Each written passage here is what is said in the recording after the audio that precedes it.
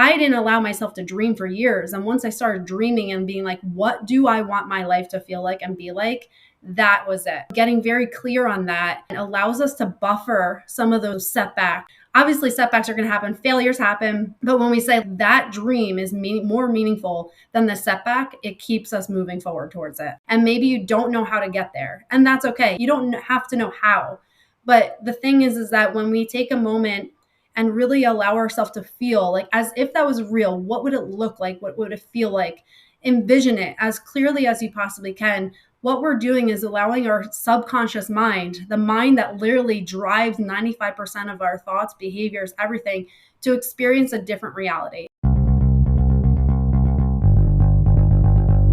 Welcome to the Happy, Healthy Human podcast. I'm your host, Paul Levitin. What do the happiest, healthiest humans all have in common? They are students of success. In my mission to help both you and I become the happiest, healthiest humans we can be, I have studied success at all levels. And after spending over a decade working in the field of human development and flourishing, I can tell you with certainty, success leaves clues. On this show, I investigate and explore the common clues and foundational principles that tie together success in all areas of life. Whether it's happiness, health, wealth, relationships, it's all a part of the human experience. By following these success clues and understanding the underlying success principles, you will find that success is not simply a possibility, it's guaranteed. Every Tuesday, I give you simple, straightforward action steps and tools using these clues and principles of success to help you become the happiest, healthiest human you can be. Dr. Kelly Kessler is a licensed physical therapist, transformation coach, and the host of the podcast Rewiring Health, as well as the owner of Optimal You Health and Wellness. She's a mom of 2 boys, and Kelly helps high achievers stop feeling exhausted, disconnected, and compromising their health during the pursuit of achievement. And she does this through nervous system regulation and subconscious reprogramming. Kelly guides her clients through personal transformations to cultivate resilience, live abundantly, and feel connected with themselves. In this episode, make sure you listen up for Kelly's analogy of a thermostat versus a thermometer. That's just one of the many success secrets that Kelly drops during this conversation that I took note of, and I'm sure you'll have a lot of new tools by the time the episode ends. So enjoy this conversation with Dr. Kelly Kessler. What does it mean to be dysregulated? Yeah, it's a good question. So dysregulated is really when we are not honoring ourselves. So we're constantly trying to go, do more, and really ignoring those little signs that our body and our minds and our energy is telling us. And we push it even harder. So with our system, our nervous system is essentially our operating system. So if you think about a computer, you have an operating system, your computer, it runs everything in the background. And when it works great, it's wonderful. Everything is smooth. And things just happen. You don't even know how they're happening. But when it's dysregulated, that's when we start to see issues. So our nervous system, specifically our autonomic nervous system is what it's called. It controls our breathing, our heart rate, blood pressure, reproductive system. So it controls all our systems of our body. So when we become dysregulated, what happens is that all those systems are just on. They're on all the time because of stress, because of everything that's going on in our lives that's telling us that we need to be on. So if we're constantly being bombarded by social media or negativity on the news or just stress at home, stress at work, our system is saying, you need to be on, you need to be aware of this. And we adjust to that, but we were not meant to be in that state of chronic stress. And when we get stuck in that state, our system is essentially in that fight, flight, or freeze. It's ready to go at any time. It's essentially like a lion is in front of you all hours of the day. So think about how you would react to that. You would constantly be on, super focused, feeling like you could not relax. You can't rest. Your mind is going because you're essentially in survival mode. And that's really what it is when we get into a dysregulated state, is that we are not coming back to this rest, digest, restore, this calm state. We're essentially stuck in a state of survival. That makes a lot of sense. The way you explained it, fight, flight, or freeze, and a lot of the stress that comes from living life in the 21st century, from being always on at work and having 18 different side hustles and having family stress and life stress. So, is this something that is just now a fact of life that we all just have to learn how to deal with? Is everyone walking around dysregulated? Because all of the things that you just mentioned seem like very normal parts of what is the human existence in the year 2024. Yeah, it's unfortunately this is what we're all experiencing because we're constantly bombarded with stimulus. We get more stimulus in one day than people years ago were getting in a lifetime. So we are trying to accommodate to an environment that is constantly demanding more and more and more of us. But where the problem comes in is that our brains have not adapted to the point of being fully functional in an environment like this. So while it's difficult to change the environment, we are living in a society that does demand us, a lot of us, that has a lot of stimulus constantly in our faces and negativity that we're living in. We do need to take control of our own inner situation. So while we can't change anything outside of us, we can do a lot of things to allow ourselves to be regulated. What I mean by that is that we can either act as a thermostat or a thermometer. So if you think of a thermometer, it just reads what's going on. So if it's cold outside, it'll tell you it's cold. If it's hot outside, it'll tell you it's hot. And it doesn't adjust anything. It just responds or reacts to it. And so we're all living as thermometers if we're not doing something actively about that. But what we need to do is act as a thermostat. And so a thermostat is you set the temperature in your house maybe at 70 degrees. If it's 30 degrees like it is here, it will adjust to crank on so it stays at 70. If it's really hot, it'll tone down so that it stays at 70, or put the air conditioning on so it stays at 70. And so regardless of what's going on in our environment, our inner world can adjust to that. And that's really where those habits come in that we are integrating into our lives, so that if the unexpected happens, we can't control that and we will react to that. We will become stressed, and that's normal. We should be stressed when something stressful happens. But the difference is that how long do we stay in that stress state? And then can we come back to a state that is regulated? So that's where that thermostat comes in. If we have something that puts us to 100 degrees, are we going to kick on and integrate those habits and the lifestyle that we've built into our life so that we can come back to our 70 degrees and not feel like we're constantly reacting to what's going on outside of us? It's a great analogy, the thermometer versus the thermostat, and helping people get out of living in reactivity and getting to a place of living proactively. It's what I call being in the passenger seat of life versus being in the driver's seat. When you're in the passenger seat of life, things are happening to you. You're always, as you said, reacting and responding. And to me, that's where a lot of our negative emotions come from, because we feel disempowered and we feel like, well, if life is just happening to me, I don't have an active say in things. And if I don't have an active say in things, then why even try? And that's how people become hopeless, helpless, demotivated, and a whole host of negative emotions. Mm-hmm. Now we can Absolutely. take it to the other side of that, right? Which is where we want to go, which is being proactive, which is that thermostat life. And you mentioned, some of the habits and the routines that we need. So how do we start to build this and get out of that reactive lifestyle? How do we start to put in, or what do we start to put into place so that when my 30-degree day comes, I have it within me to balance out to 70? Yeah, it's a really good question. So, the first thing is awareness, because a lot of us are running on autopilot. We're just going through the motions. We are just trying to show up for work. We're trying to show up for our family, all the demands that life is constantly throwing at us, and we don't even know what we're doing. We're just trying to get through, and that's that survival mode. So, if we can slow down for a moment and really bring awareness to what are we doing on a daily basis? What does our morning routine look like currently? Without judgment. And that's the big thing. It's like, just look at what you're doing. What are you thinking? What are your thoughts? What are your automatic thoughts that you're having in the morning? What are your behaviors that are just happening? And so it's really just slowing down and being aware of what we're doing.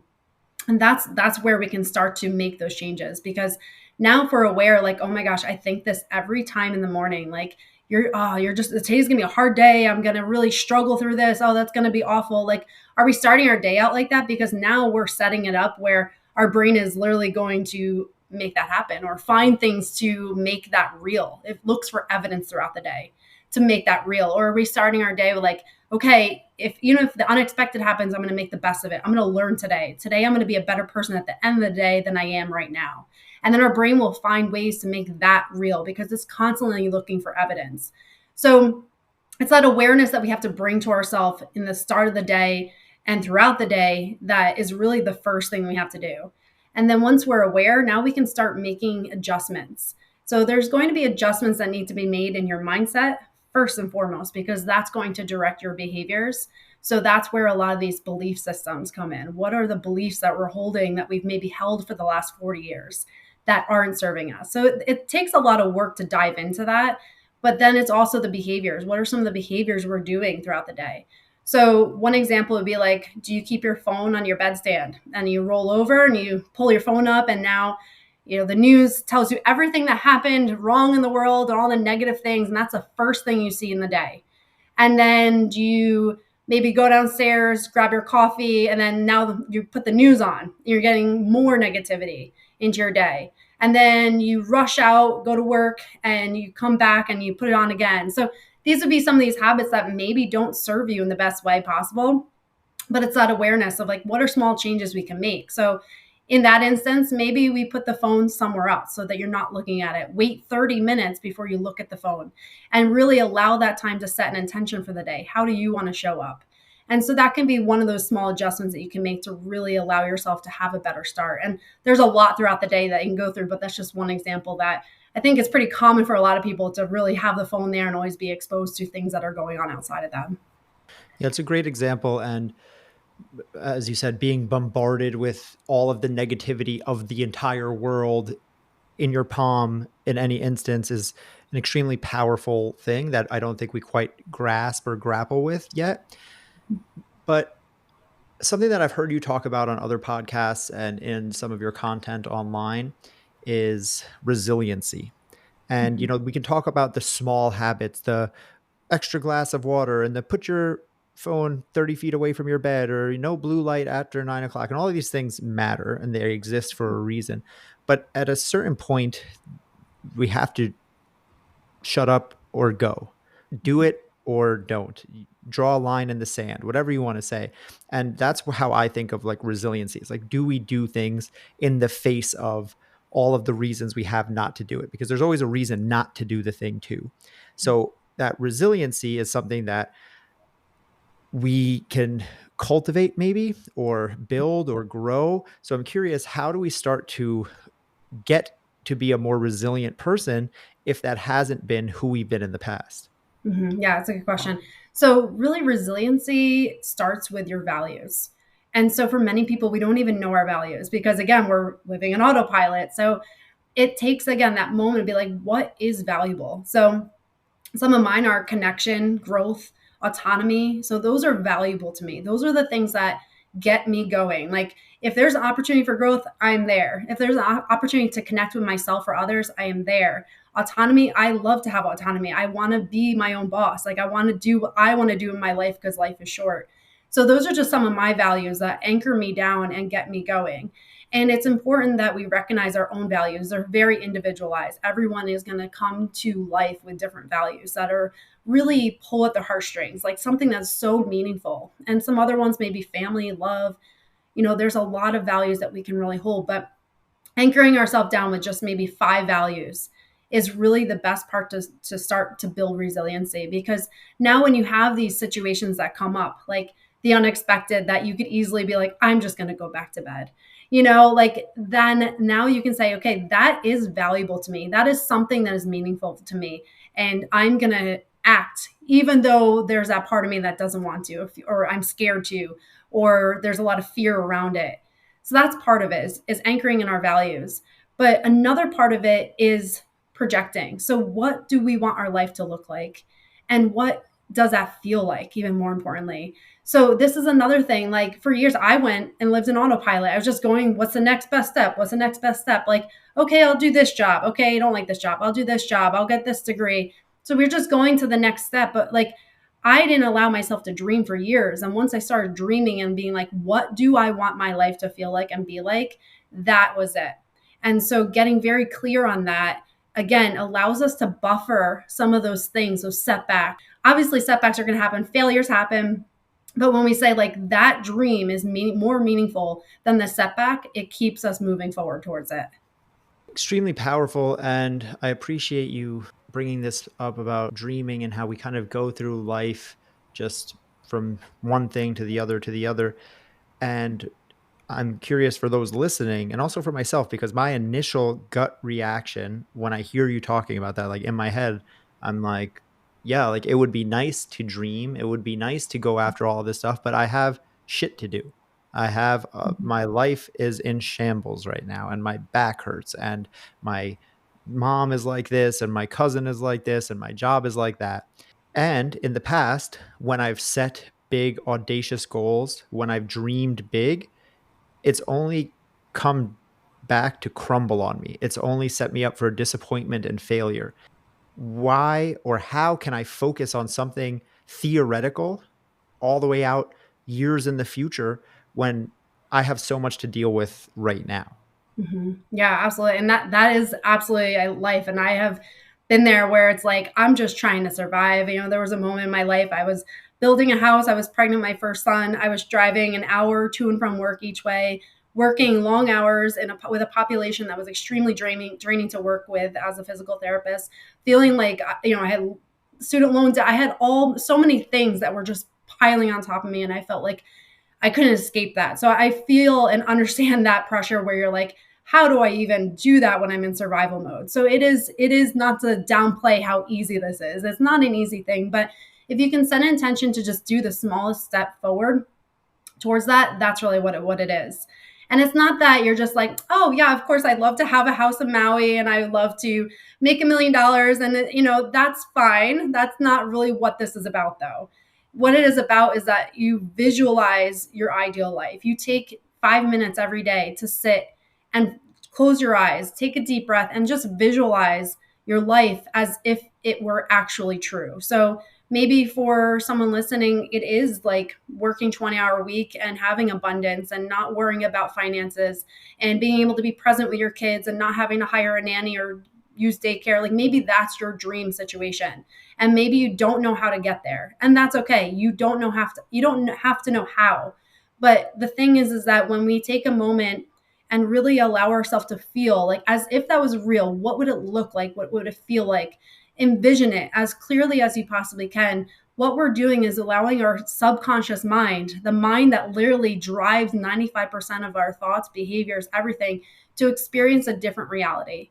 And that's the power of it. It's not to say that you dream this and the next day it's all going to work out and everything is great. But what it does is it gives your brain a different option than what you're living, because we all live in the past. We're living today as if yesterday is going to happen today and the last year is going to happen today. We constantly are living in our past life, but when do we ever live in our future life?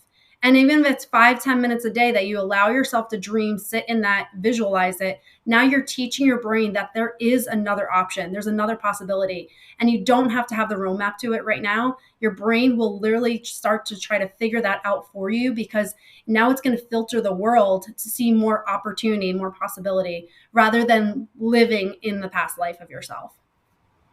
That right there is a masterclass on positivity and positive thinking. That I think is a big missing piece for a lot of people. It's not about this blind optimism that's just like, well, if everything was good, then it would be good. Like, obviously, we want that to be the case. But as you said, you put it so eloquently, it's like it gives your brain another option. When all we see is negativity, we think that that's the only possible route. So just having a different possible outcome is very enlightening for us, and that in and of itself can take some of the pressure and some of that stress off, because it's like, okay, it is this way, it has been this way, but it doesn't always have to be this way. Mm-hmm. And I'm curious about you personally, because as a doctor of physical therapy, as a physical therapist, how, well, nothing that we've spoken about thus far has been about anything physical therapy, fitness, body related.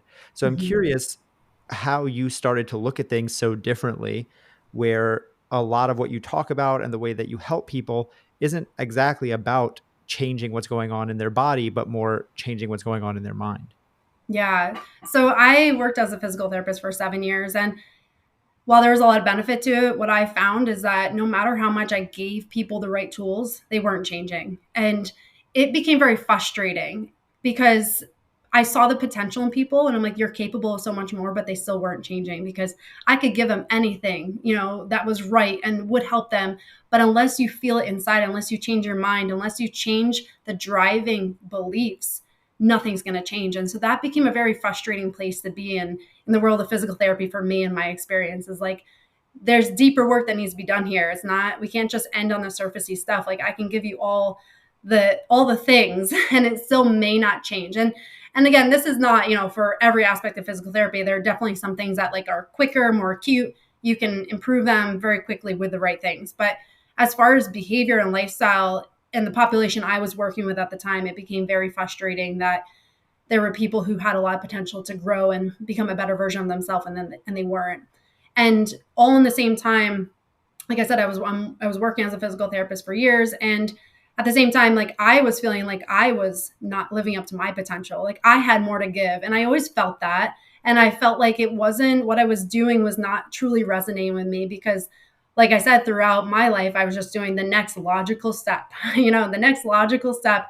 And it really came to a head where I was, working all the time. Like I said, we were building the house. I had my child. It was during the pandemic. Like it was pure chaos. And I just sat on the floor and I'm like, I don't want to live like this anymore. I don't want to live like this. Like, I don't like how my life is. I'm not even mentally present for my child. I'm feeling the tension in my body. Like I can't relax. I can't sleep at night. Everything was just not feeling good. And it was that moment that I didn't know how I was going to get to a different place, but it was that moment that I made the decision that I was. And that's what I talk about. I had no idea how to get out of that. I felt like I was in a hole that I could not escape. But I made the decision that I don't want to live like this anymore. And so I took baby steps out of that. And like one step led to the next thing. And then that led to the next thing. So, like I said, I didn't know the path back then, but I knew if I took one step, it would open up another door. And that's exactly what happened. And then if I walked through that door, another door would open. And that's what happened. And I started seeing more and more opportunities to get myself out of this very deep hole. And through my own journey of transforming my life, where I wasn't stuck in this pattern of just doing more and more and more and self-sacrificing and self-abandoning. That's really what I was doing for years. I started to really harness self-compassion and realize I was meant for more. And I started to feel joy again and actually be present in these moments and feel a sense of calm that I hadn't felt before. Like there was all these changes I was seeing throughout the process. And that just became a huge motivator to keep going. So that's how I ended up here because of my own transformation. And then now using that transformation to catapult other people in that direction where they don't have to spend 4 years to do the thing that I did, that I can take that, condense it for them and show them the exact steps that I've done to get to this point in my life. So yeah, I don't actually practice as a physical therapist currently. My business has transformed, but it's transformed in a way that I feel like I can help people for helping the past version of myself. And that's really what I feel like is authentically aligned with who I am. And it took a long path of ups, downs, failures, you name it, to get here. But I feel like I'm in the right place and I'm helping the people I'm meant to help here. You used a phrase just now or a term that I don't think I've ever heard. Makes sense to me when you said it, but self abandonment. I'm Mhm. curious if you could expand on what you meant by that a little bit more and what exactly it means. Yeah, absolutely. So I've always been that go getter, high achiever, people pleaser. And in that process, I was always trying to make sure everything and everyone was okay before myself. So I would show up to work. I would be the yes man. Like, you need me to cover that? Yeah, I got you. Oh, you need me to drive there? Sure, I'll do it. Because I was always trying to strive for the next level in my career because that was how I'm wired. I want to achieve. I want to be successful. And on top of that, I was never a confrontational person. So I'd always want to make sure everyone was okay.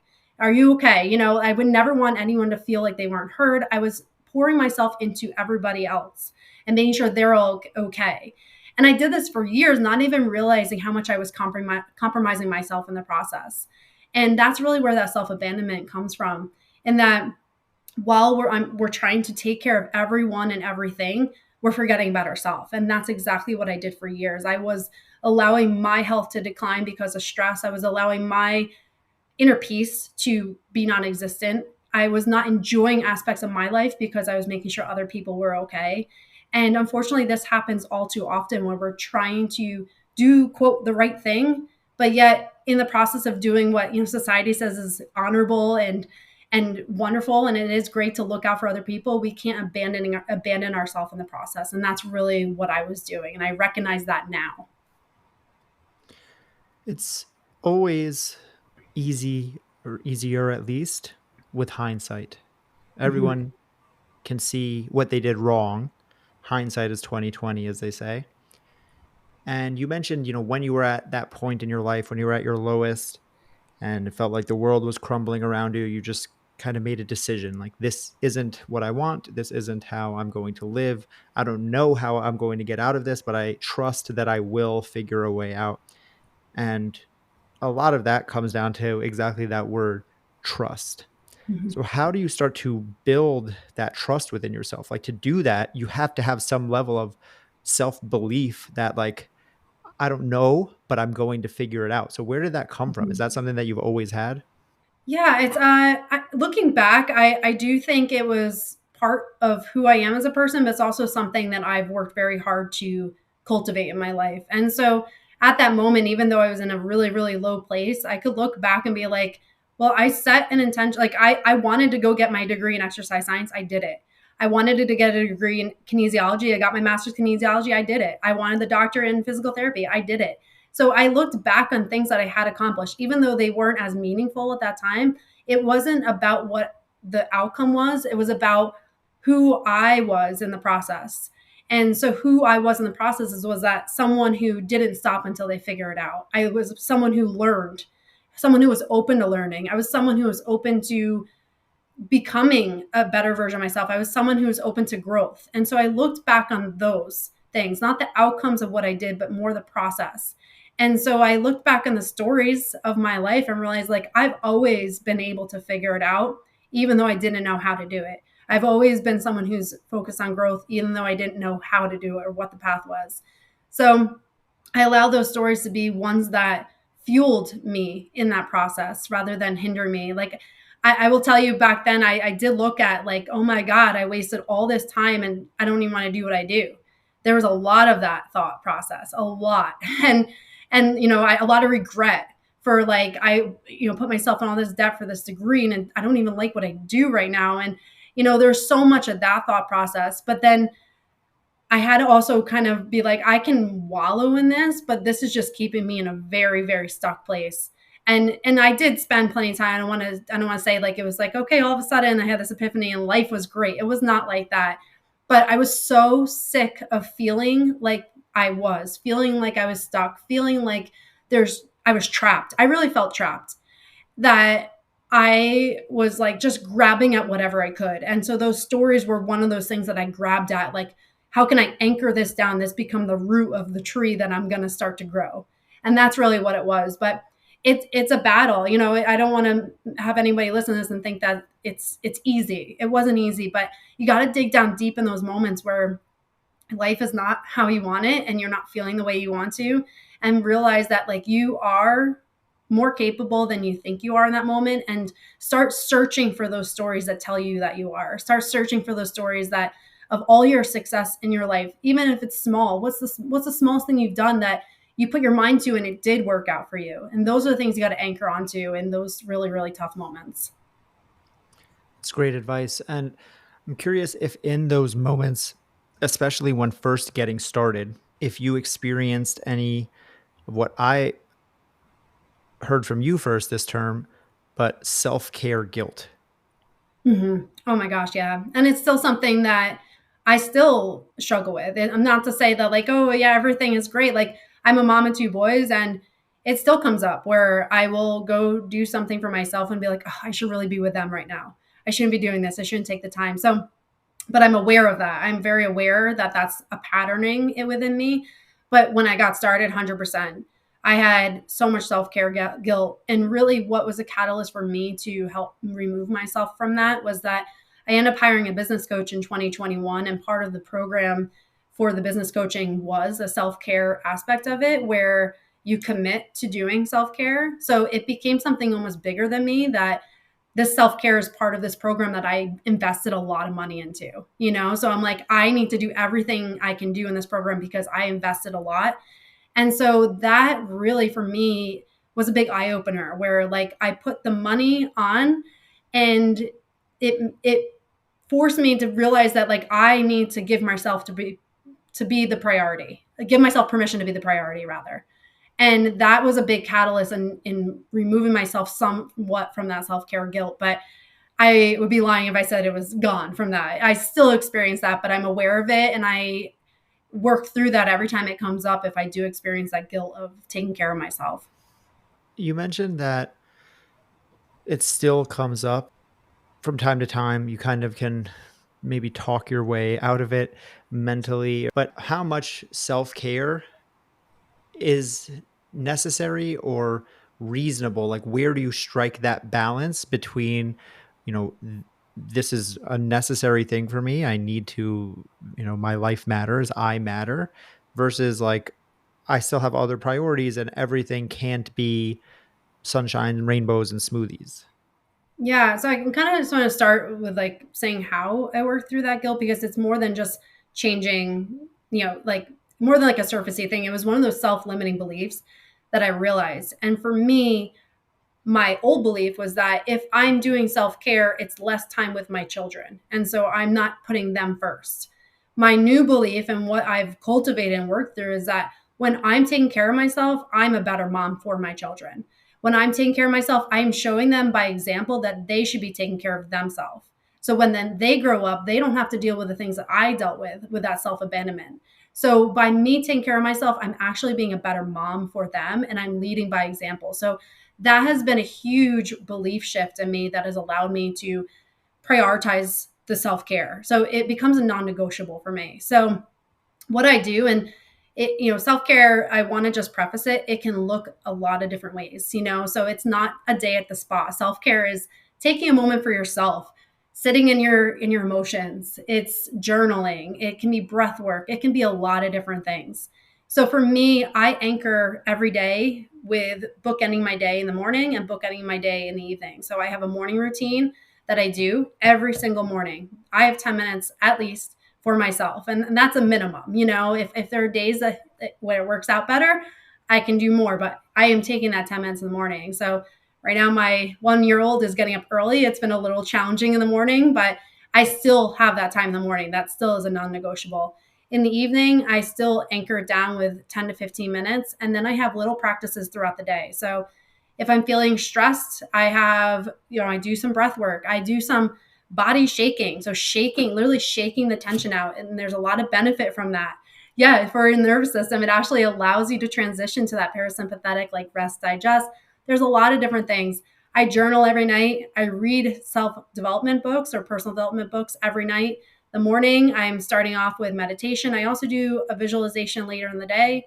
So it's not that I'm spending hours upon hours every day, because realistically, like I have a lot to get done. I'm an entrepreneur. I'm a mom. I have a lot on my plate. But it's these little habits that make all the difference. And that's what I found, that you don't have to overhaul your life to overhaul your life.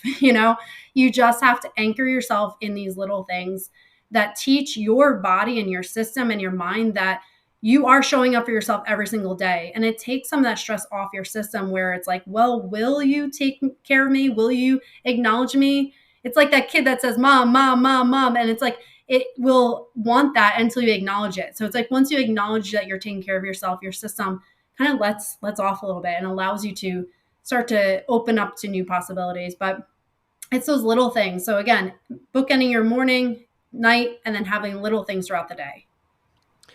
Yeah, I really appreciate you sharing that, and kind of the mindset shift that you undertook, because that is it so much. Mhm. Exactly as you said, I dealt with this a lot when I was a personal trainer.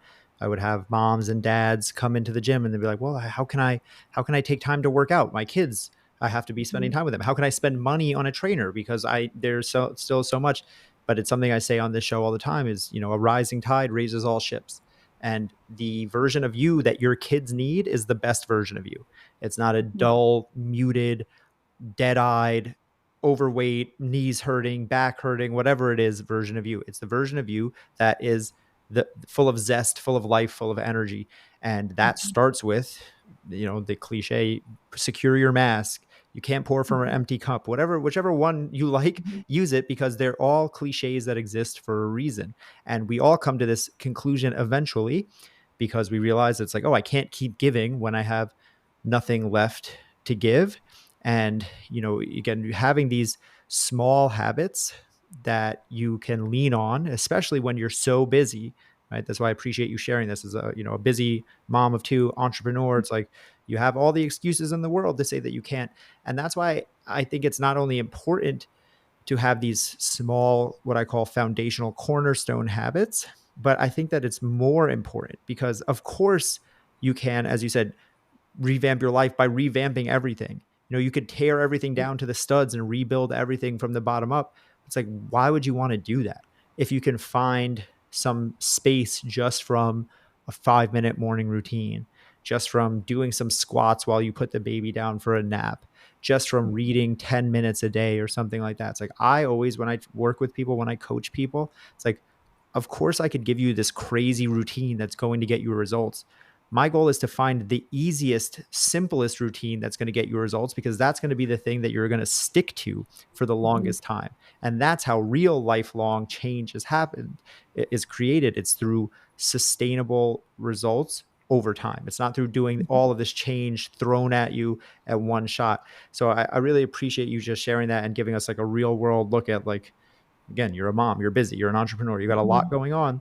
So I really do appreciate that. And that's a great, action step. But the last question that I ask all of my guests, if you had one last action step, and it can be something you talked about already, it could be something new, to leave listeners with, that they could, as soon as they take their headphones out, as soon as this episode ends, start living a happier, healthier life, what would your action step be?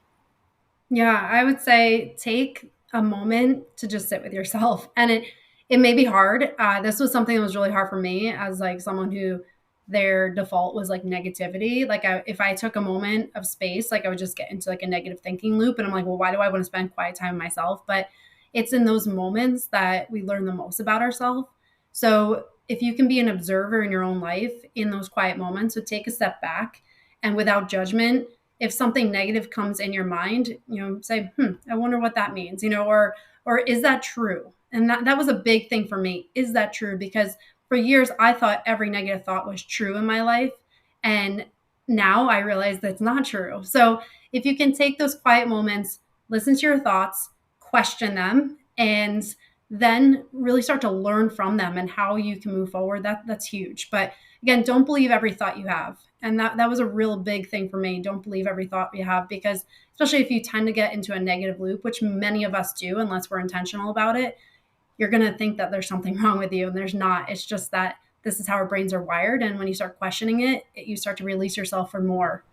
Yeah, I love that.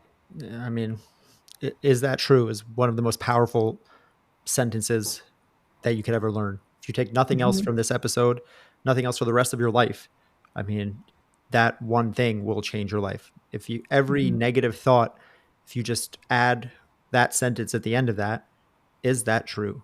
Do I know that to be true for a fact? Not feel like it's true. Factually, is Mm-hmm. that true? You'll see just about every negative emotion you'll ever feel will unravel with that simple bit of introspection. Simple does not mean easy, but it is the case. So I really appreciate you sharing that, Kelly.